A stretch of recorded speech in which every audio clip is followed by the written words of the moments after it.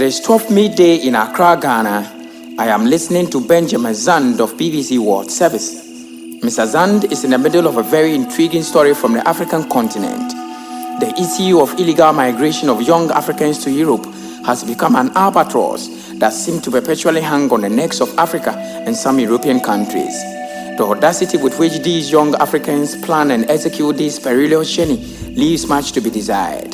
Mr. Zand interviewed some agents and some young women who, after listening to all the pieces of information from all the centers he has visited, are still bent on trying. From Agares in Libya, the migrants, especially women, speak about how they were evasively searched. Some of them got pregnant along the migrant trail. Their destination, if they don't get killed by robbers dotted on several spots on the Sahara, or die from dehydration and thirst of the intensity of the sun yet again on the Sahara, or get drowned in the Mediterranean Sea, then these migrants will land in a Spanish enclave of Ceuta and Melilla or the Lampedusa island in Italy. Hello everyone, our media audio is finally here.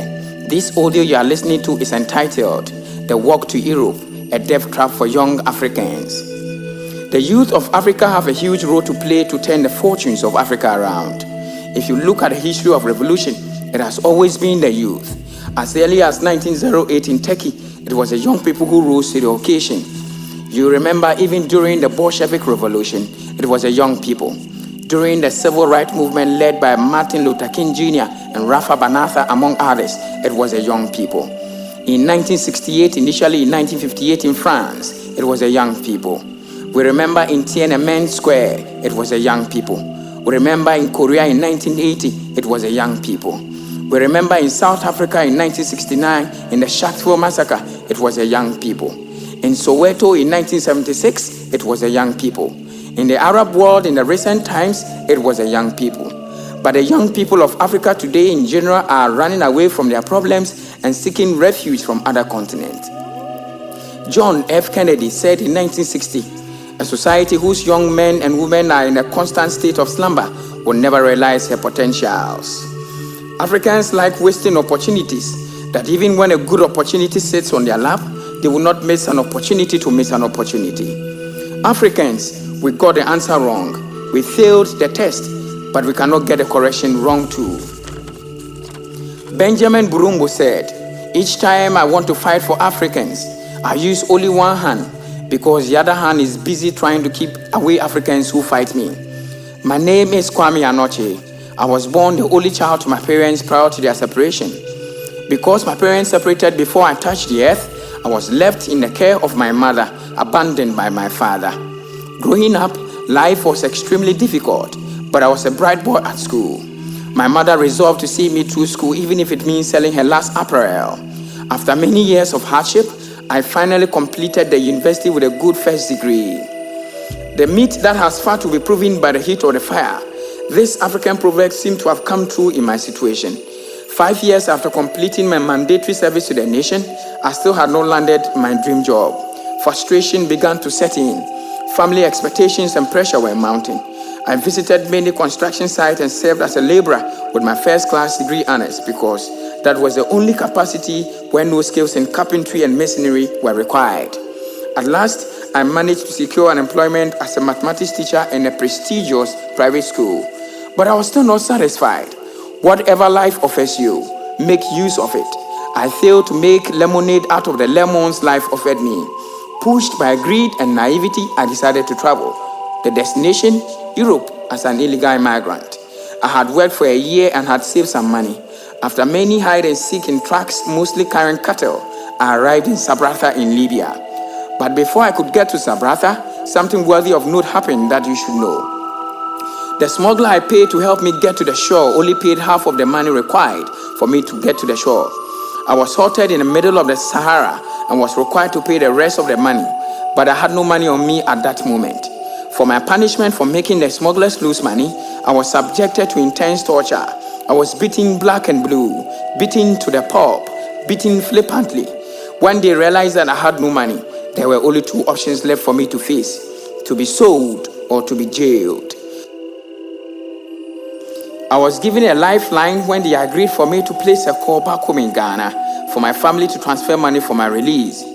I remember my uncle's voice at the other end of the receiver, and I could visualize the lines of anger that had formed on his forehead. I had left home nicodemously without telling anybody exactly 66 days from today, and my dear mother had taken ill after many days of no sign of my whereabouts.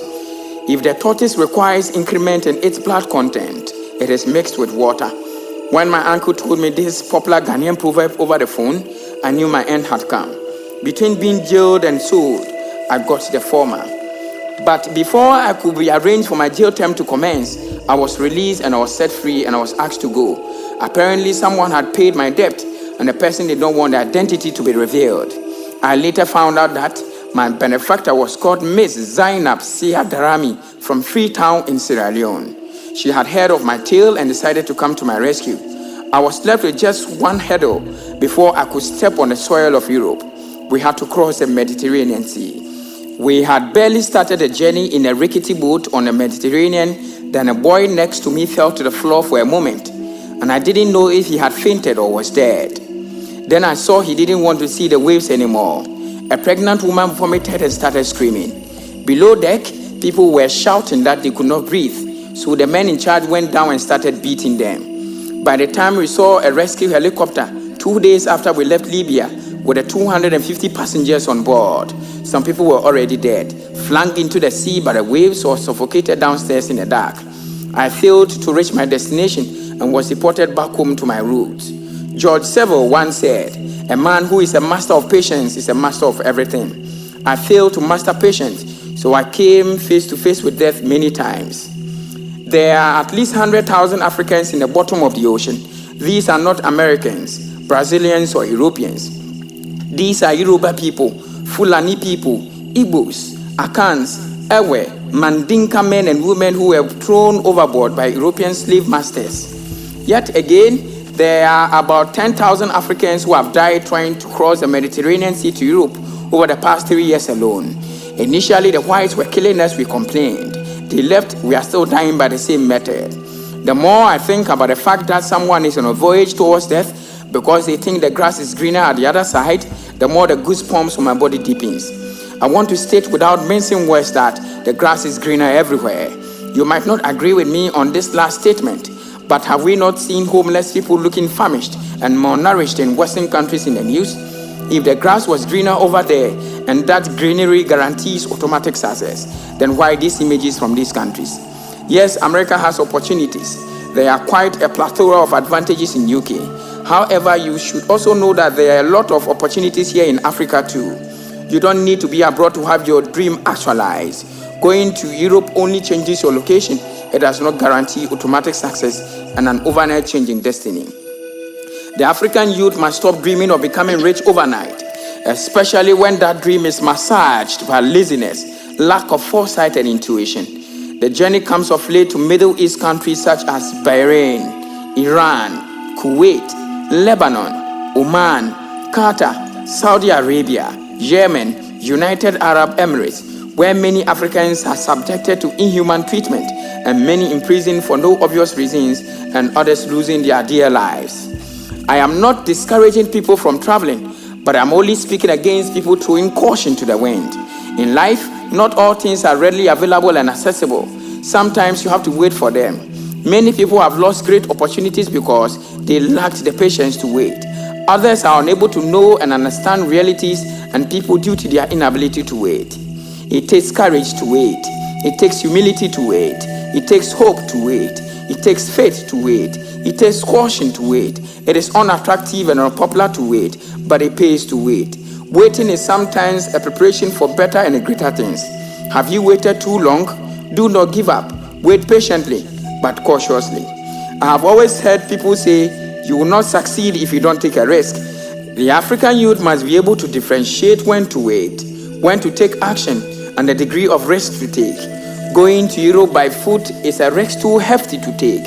Always remember that if the risk you take is too risky, then you end up risking the risk. But the question is, why are the youth of Africa fleeing to Europe, whilst the Chinese and other Westerners are trooping in to fill the void created by the mass exodus of the vibrant African youth? I spent many sleepless nights trying to find the answer to this question. I finally received the answer in this saying: All men dream, but not equally. Those who dream in the night, in the dusty recesses of their minds, wake in the day to find out that it was vanity. But the dreamers of the day are dangerous men, for they may act on their dreams with open eyes to make them possible. The African youth must stop dreaming at night and dream during the day. To echo the words of the president of Rwanda, Paul Kagame, I would rather we argue that we need to mobilize the right mindset rather than more funding. After all, in Africa, we have everything we need in real terms. What is lacking, we have the means to acquire, and yet we remain mentally married to the idea that nothing can get moving without external influence. The time has come to stay put here in Africa and build it up. It is a collective effort. Each one of us is involved.